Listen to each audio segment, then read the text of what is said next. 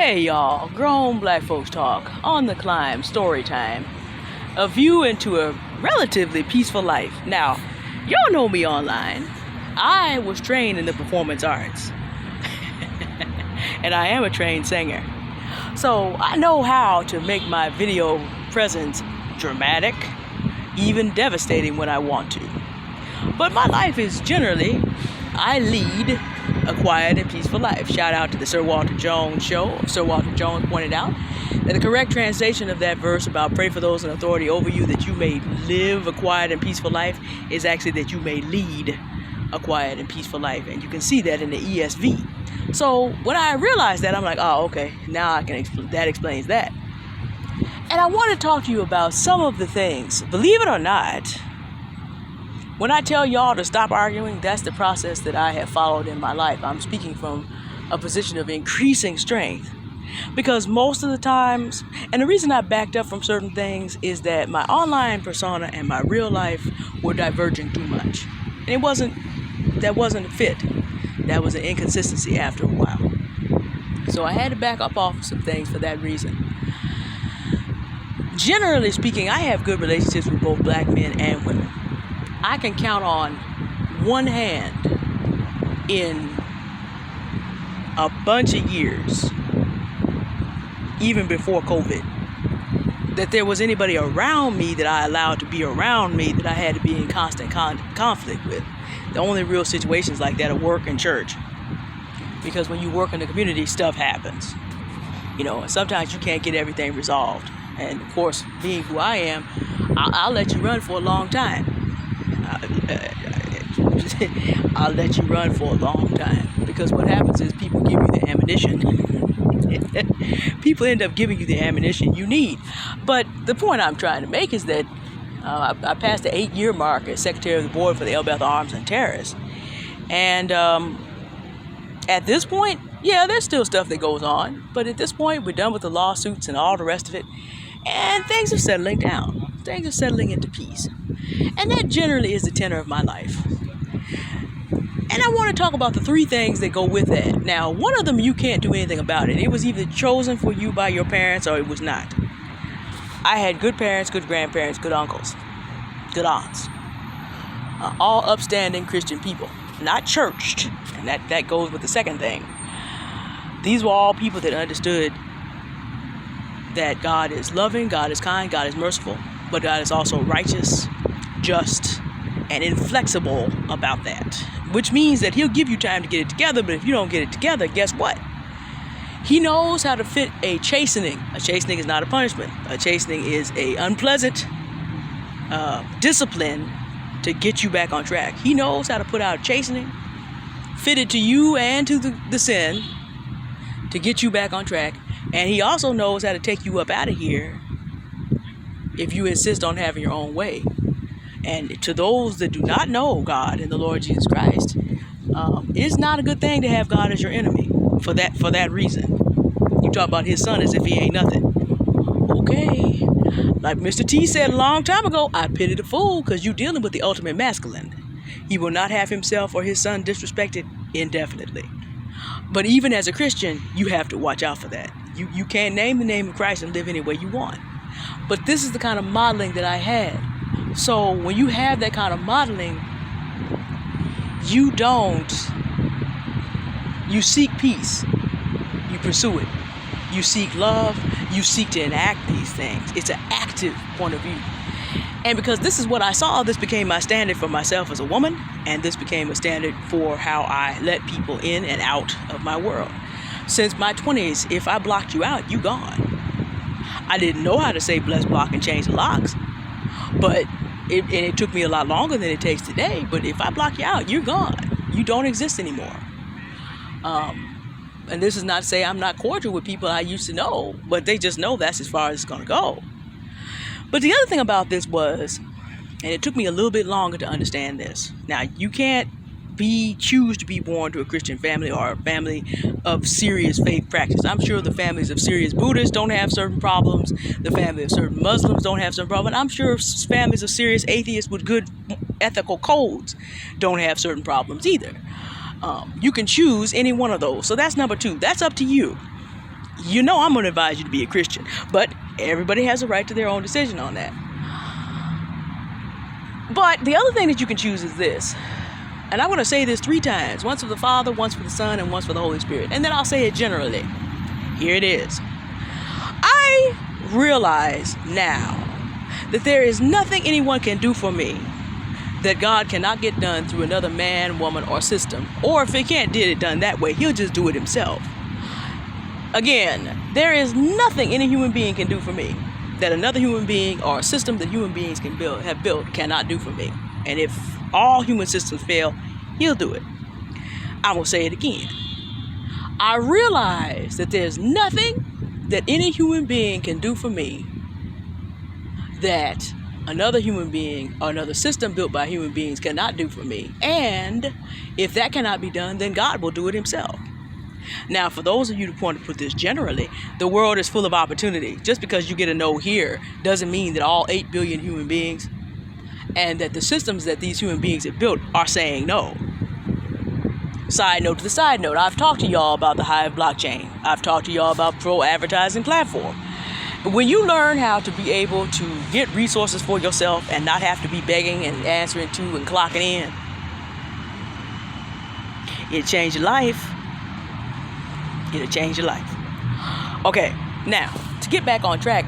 Now, once you accept that, the reverse is also true. There's nothing that I can do that any human being cannot have me replaced on. That's also true, but you know what that gives you? That gives you the opportunity to humble yourself enough to realize that you do not have to project your needs on others, nor will they die if they cannot project their needs on you. And when you can walk out into the world and stop projecting and being projected upon and pretending that this person here is absolutely necessary to you and putting up with people doing stuff they have no business doing to you because you believe you're necessary to them, you know how you can see 8 billion individuals as who they are as opposed to who you want them to be? And that means that you can understand, appreciate, and enjoy people for who they actually are. And you can understand and put people out for being who they are that doesn't fit. You don't have to be mean about it. A lot of people I deselect on a daily basis, they don't even know. Their first conversation, I've already said, nope, but we're going to have a good conversation. We don't have to be mean about it.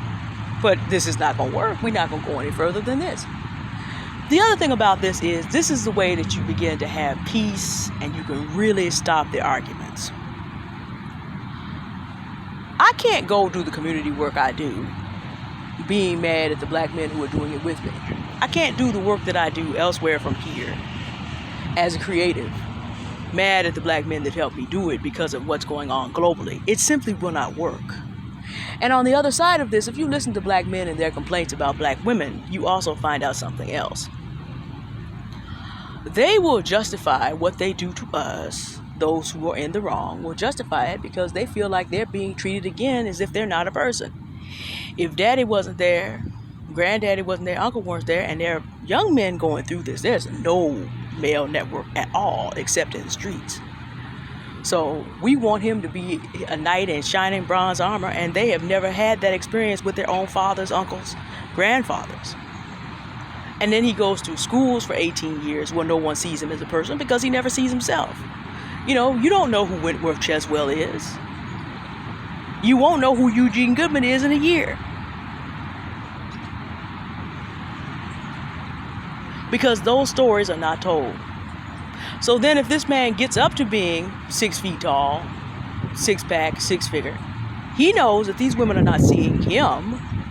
They're seeing their projection of whatever they think that will get him. If this man is not 6 feet tall with a 6-pack, 6 figures, he feels like he's overlooked entirely. And men get together, black men get together and have conversations based on that level of disrespect that they consider from across the society.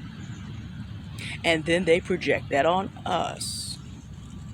But see, we keep falling for it because we project on them our needs, our desires, because some of us didn't have daddy either. Some of us never saw the image of a good man. We have our moms, but we may not have ever seen our mom receive that love and that protection and that cherishing that women are built to desire. So we project on someone who doesn't know us, doesn't care about us. And so we get caught in these patterns. But once you are able to understand that the person in front of you is not the essential of life, and stop projecting on them, and go get healing. I'm going to put the resources in the chat. Once you realize that, then you're able to stop the cycle for yourself and have peace with the people around you for who they are, and to choose the people around you based on who they actually are and whether you are on a common mission together. Let me tell you how powerful this is. The people that I'm around, the black people I'm around, with some help for some white people, Latino people, Jewish people, Asian people, we are the owners. We run millions of dollars worth of stuff for hundreds of people. That's me. That's my other life. Well, one of my other lives away from here. You can't do that not in an environment of knowing how to treat people as they need to be treated. We are responsible for 4 generations of souls at our church. 4 generations. We are responsible for the spiritual, emotional, and mental development. And because the schools do not provide these images of black people that black people need, especially our black boys, we have to work overtime. We have to work overtime. We have to work overtime to make it a safe place for singles and couples who are younger, so that our younger students can see this is even possible. We have to work overtime. You can't do that caught up and wrapped up in these arguments. You don't get to manage 9 figures worth of stuff and be responsible for all the people connected to those 9 figures worth of stuff if you can't stop these arguments back and forth. Did I mention, I'm going to say it again, all these are black people. We're running things that nobody west of the Mississippi is running out here. You have to lead a quiet and peaceful life and to be at peace with one another to do this. Let me take this to another place. Because of what we are successfully doing, we have the grudging respect even of our enemies. You know, the new people that took over, and I can't say their names as a settlement, but they find things that they still owe us, and they send us our money back sharp, because ain't nobody trying to go through what we put them through again.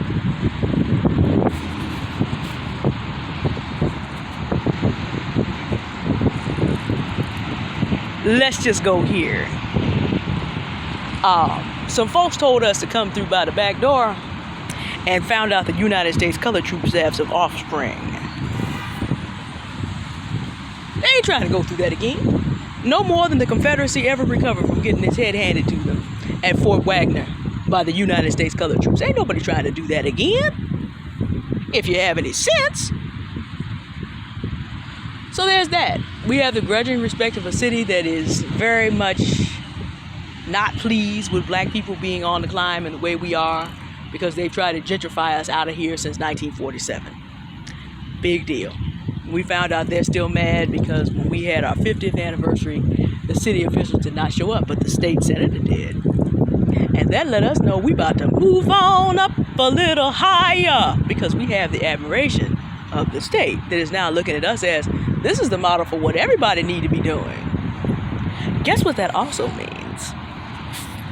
That also means that I, as a 41-year-old, post-wall, obese black woman, am able to sit down and have conversations. Shout out to Mocha Mommy reminding me of the charity circuit. Able to sit down and have conversations with people who are of similar responsibility.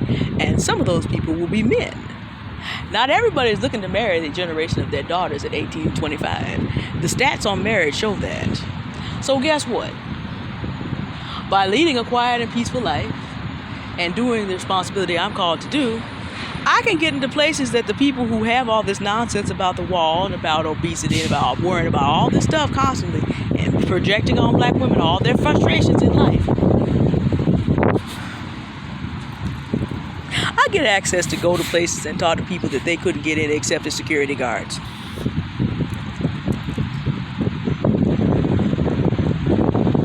So when you know,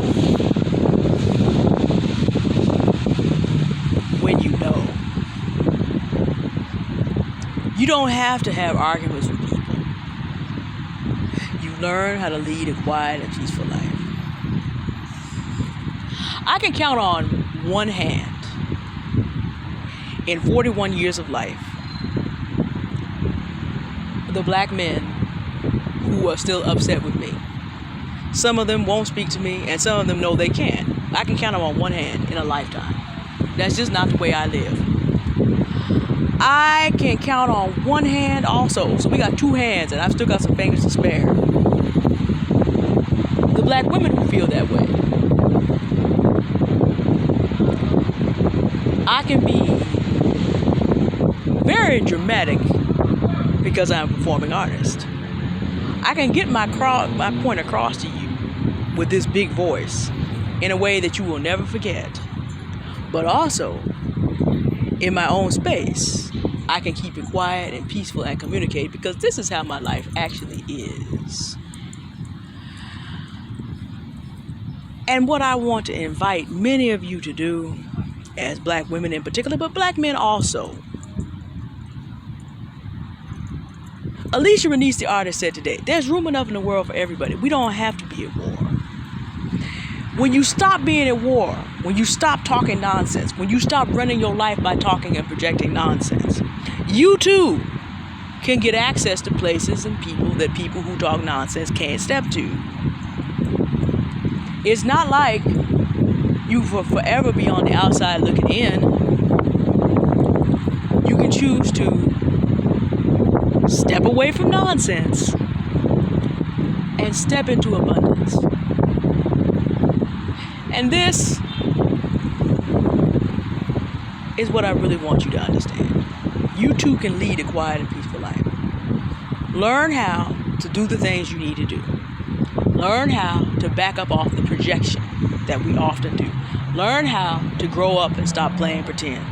Learn how not to make the person in front of you God, the provider of all good things.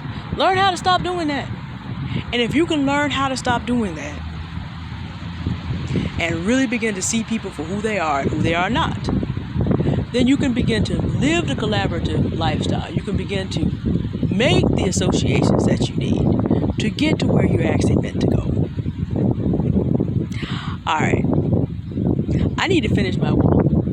Because, obesity is a problem. Don't get me wrong. It's not a problem because people project and think that you're worthless because of it. It's a problem because I have longevity and I don't intend to be in bed for the last 20 years. My genes will get me here a long time. But my whole family's on a weight loss journey because we want to enjoy. My dad just passed his driver's test. He won't need to do that again until he's 91. So we have good, healthy longevity in the family. So you need to handle your issues. So I need to get up from here and finish my walk and go home and eat my collard greens and be happy and be peaceful and live my life. And you can do the same. You have a good day now. Goodbye.